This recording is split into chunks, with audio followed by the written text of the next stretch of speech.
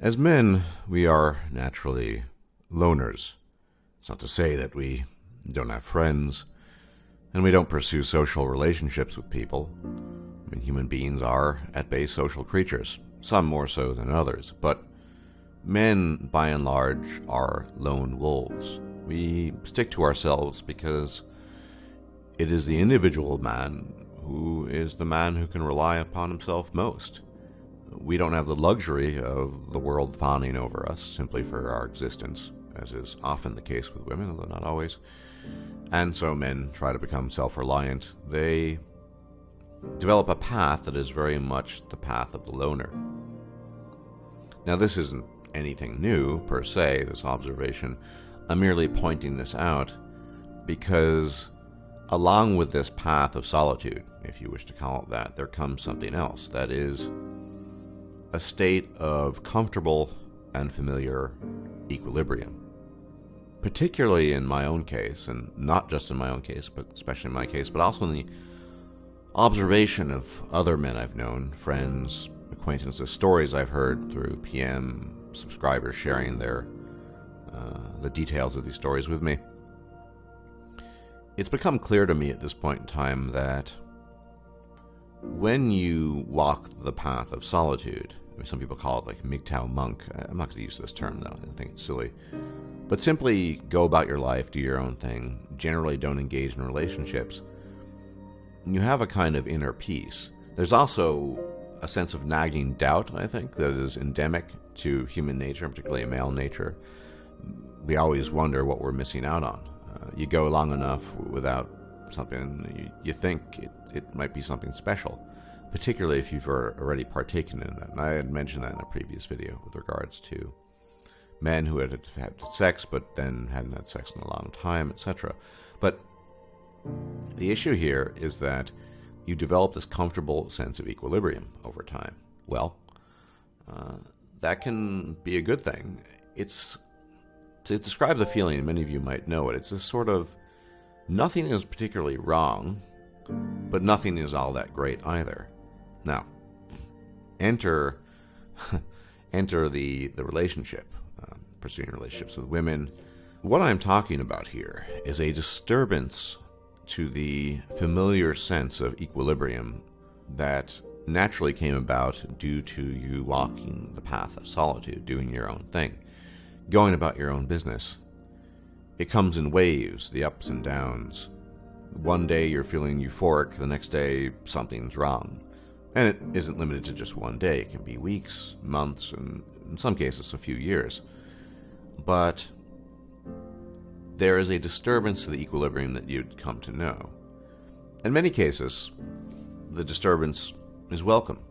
After all, you had been, effectively chased for several years, or you simply didn't bother with anything serious. And that influx of neurotransmitters and chemicals, dopamine, serotonin, etc., really gives you a high you hadn't known previously. Catches you off guard, you could put it. And, of course, you feel really great, because the once rather bland feeling of equilibrium has been replaced by something else, something new, well, it's actually not new, and that's the point. It's not new, you just had forgotten what it's like. And humans being what they are, we naturally seek out these new experiences, perceived new experiences of old that you had forgotten, perhaps is a better way of putting it. And you feel really great for a while. But then something inevitably goes wrong, and what human relationship, particularly a romantic relationship, doesn't have this?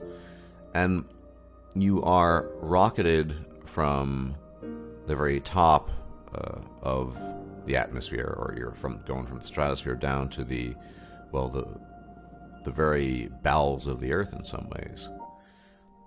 Things are disturbing in the sense that not everything is as stable as you thought it would be. You misapprehend the feeling that you had of elation as something semi-permanent. You think that might be the new equilibrium, but human relationships with women, unfortunately, are always fraught with peril in the sense that, how about shit tests? In my discussion with the Red Pill chemists not too long ago, we talked about the so-called ideal relationship, which is effectively one in which a man periodically passes repeated shit tests ad infinitum until he dies, more or less. I mean, that's the best you can do. Never showing feelings of vulnerability. That's the best relationship you can have, more or less. So it seems that in the context of male-female relationships, the kind of equilibrium that you would associate with the path of the lone wolf, the path most men are on, and particularly mgtow-minded men, is an impossibility. It's not to say you don't reach an equilibrium in some relationships. Certainly marriages, when the feelings ebb and flow and they finally die out and you just become, effectively roommates. You haven't had sex in 3 months. You don't really want to have sex anymore. And the discussion of the day is, you mistakenly picking up only 1 liter of milk as opposed to 2, or forgetting the nappies or whatever. I mean, that's a kind of equilibrium too. But I would argue that kind of equilibrium, the one that sets in after a long time, say in a marriage, is one that doesn't give you that sense of, things are okay, they're not amazing, but they're okay. It's one that niggles and nags at you. I know this not from personal experience in a marriage, although I have had these experiences in relationships, but rather the conversations I've had with men who had been formerly married, or men who are still married. Now, every now and then, subscribers will reach out to me, and if I feel their story is compelling enough, I'd like to hear it. And so there's a difference between the kind of equilibrium that you'd find in the sort of stale marriage with where you're effectively the roommate to the other person, and the kind of okay equilibrium of solitude, the path of the lone wolf, if you will. This, to my mind, is something rather huge and something that's not talked about very often. And I think it should be. Because I think we as men really have a fundamental choice. We can ride the roller coaster of life, and by that I mean, of course, these romantic roller coasters of either passing multiple shit tests, not passing them, failing, having things change.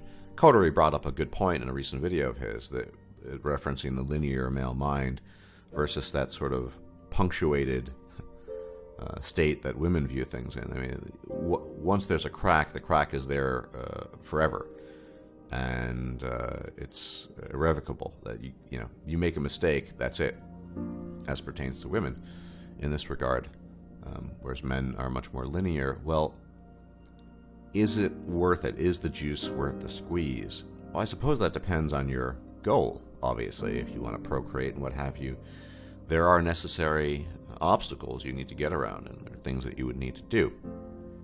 However, this is not something that every man wants necessarily, and some men simply debate the question of getting on that roller coaster that will effectively shatter your equilibrium to, I guess, enjoy the ups and downs of romantic love, whatever that might be. Now, when I think about it in my own case, after many years of essentially being a lone wolf, walking the path of solitude, of course, every now and then, one has these pangs of wanting or yearning for something ill-defined and poorly described. Call it love, companionship, whatever. It's human. You feel it, without a doubt. And in feeling that, I think we as men need to be aware of the fact that, not that the yearning is deceptive, I think it's legitimate, it's authentic. However, the consequence of that, once you walk out of that state of equilibrium, you might start missing it after a while. That's particularly true when the high that you're experiencing, the honeymoon phase, if you want to call it that, sort of shatters. Things become more normalized. You don't feel exactly the same way. And eventually, even in a non-marriage relationship, the staleness sets in. You're just sort of comfortable with each other, I guess. But the problem with this comfortable with each other mentality is that in a relationship, as every one of my subs has probably experienced, or many of them have experienced, in a relationship with a woman, there is no real comfort zone. I mean, there will always be shit tests. And so the comfort zone, the notion of sort of just being comfortable with yourself and in your relationship, that doesn't really exist. The best laid plans fail, and the most carefully crafted relationships, the ones you thought would last forever, the ones that are based on quote-unquote respect and love, they disintegrate and wither in time until all the people, the participants, are left with is a sort of dry taste of ashes in their mouths. That's not the same thing as just being chilled out and being okay on your own. And as I said, there's no doubt every man feels some sense of yearning, if only sexual, perhaps more as well. But it's a little bit more than that. It's the realization that we really do have this choice as men between riding this roller coaster of constantly shifting emotions, dealing with not just uncertainty, because life is composed of uncertainty. That is an axiom of life to some degree, apart from death and taxes, as they say. But the kind of uncertainty that can really throw you off. In some cases, the most extreme cases, can ruin your life and perhaps even lead you to commit suicide. In any event, can leave you in a particularly distraught state. There are degrees of uncertainty, and our willingness to accept these degrees of uncertainty, well, that tells us a lot about ourselves. For myself, I honestly don't foresee myself, I can't say positively, the more I've thought about this and had conversations with people, entering again into this roller coaster, or this ride of the ups and downs and the bumps in the road, and whatever elation you feel, you know, because it is the natural course of things, that the relationship will end at some point in time. And even if it doesn't end in a formal sense, the staleness, the insipid boredom, that feeling that we all have come to know on occasion, of having the roommate or the housemate, that's going to set in eventually. And then you can keep on telling yourself, it's interesting, I've seen women in particular keep on telling themselves, through as if, narrative. Oh no, I love my husband. Even if I don't love my husband, I still respect my husband. Even if I don't respect my husband, he's still a good father. I mean, this sort of descending escalator down to the depths of justification for things. Eventually it just becomes too much, or more aptly put, too little, and ejection switch oftentimes. Man doesn't really pay attention. But this is the problem with men, I think, in general, that we're not as observant in some ways as we'd like to be. Sure, we're observant of mathematical phenomena and meteorological phenomena, but these sort of minute changes in relationships. Men become comfortable. Men become comfortable as lone wolves on the path of solitude, but there isn't a real disruption to that. I mean, there can be health disruptions or what have you, but these things are usually reasonably temporary. They don't have this sort of terminal point that every relationship seems to be heading towards. And as a consequence, I think men really have this decision to make of not necessarily either or, but sticking with the peaceful, sometimes questionable solitude, questionable in the sense that there's still that human yearning factor, or embarking on that great journey repeatedly. A life that is essentially in a near eternal roller coaster ride until you die. Ups and downs and turns and pivots. And for myself, I don't know. I don't think I can deal with that anymore. I don't enjoy the feeling, or I haven't enjoyed the feeling when I've partaken of it in the past.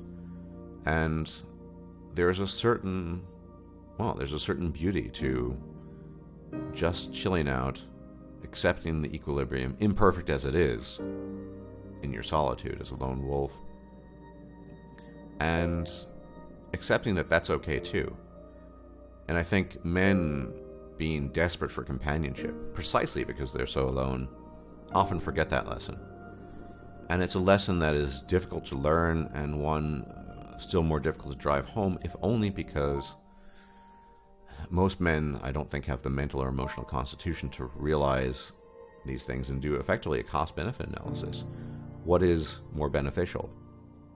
Peace and quiet, lack of disturbance, nothing too exciting, nothing too great maybe, but nothing too bad either, or the ups and downs, the demands that are put upon you and what have you. The oftentimes incurred misery that unfortunately accompanies the romantic relationship. This is a question I think more men need to pose to themselves, whether they're mgtow-minded men or not. Rather than viewing a relationship or a marriage as something that you just have to do because, we always done it that way, or something along those lines.